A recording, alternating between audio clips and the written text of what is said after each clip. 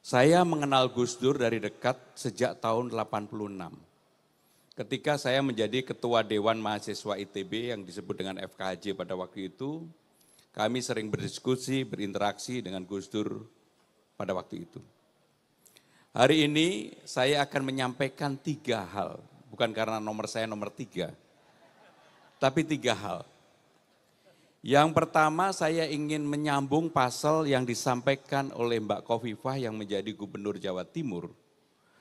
Padahal Gus Dur sebelumnya, beliau menyampaikan bahwa Mbak Mega maju sebagai calon wakil presiden tahun 99 atas permintaan Gus Dur dan atas perintah Gus Dur dan dilakukan oleh fraksi PKB pada waktu itu.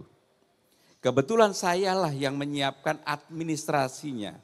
Karena tidak ada yang mau pada waktu itu untuk menyiapkan, saya ditugaskan oleh almarhum Pak Taufik dan Ibu Mega untuk menyiapkan.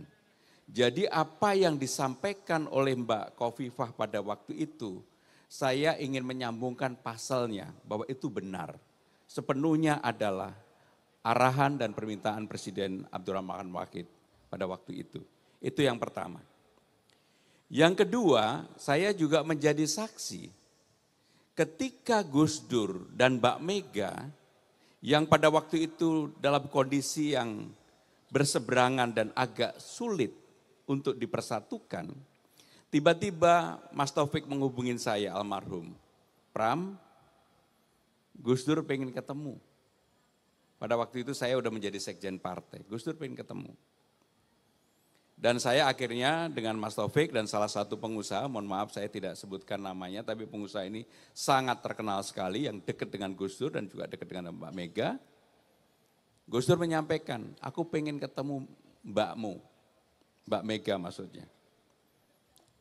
Dan pada waktu itu kemudian saya ke Ibu, ke Mbak Mega, Mbak Gus Dur pengen ketemu. Coba kamu tanyakan apa yang menjadi keinginan beliau. Kebetulan tadi sore saya sama Bang Rano diterima Mbak Mega. Dan ini saya ulangi apa yang disampaikan Mbak Mega dan kebetulan saya pelakunya. Gus Dur pengen dimasakin nasi goreng. Maka saya menyampaikan ke Mbak Mega, Mbak Gus Dur pengen dimasakin nasi goreng yang dimasak oleh Mbak Mega sendiri. Dan saya menjadi saksi dimasak sendiri oleh Ibu di Kebagusan.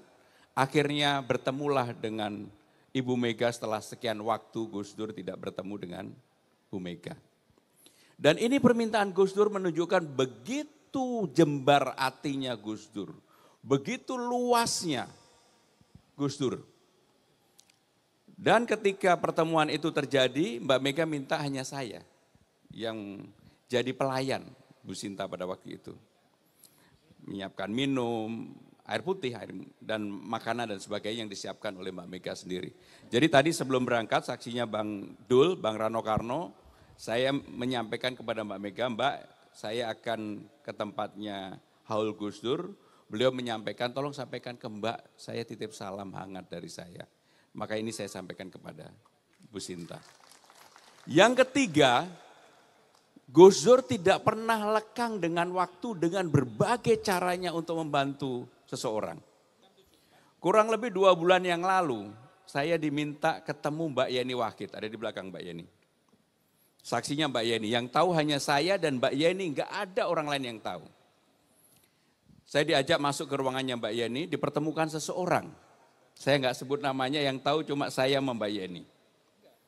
Dan orang ini mengatakan, Mas harus pergi ke tempat ziarah, ke tempat Gus Dur.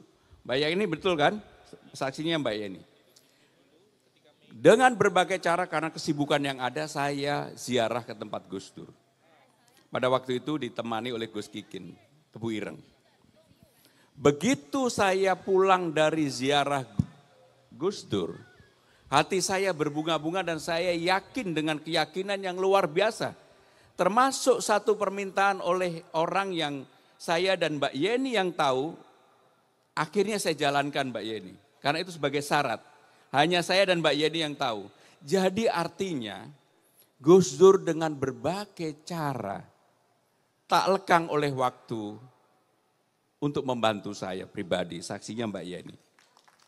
Maka ketika saya berziarah, saya memohon, meminta, mendoakan Gus Dur, dan sekaligus karena saya udah kenal lama sekali dengan Gus Dur, termasuk saya juga bersyukur ketika Gus Dur wafat, saya pada waktu itu ada di rumah sakit.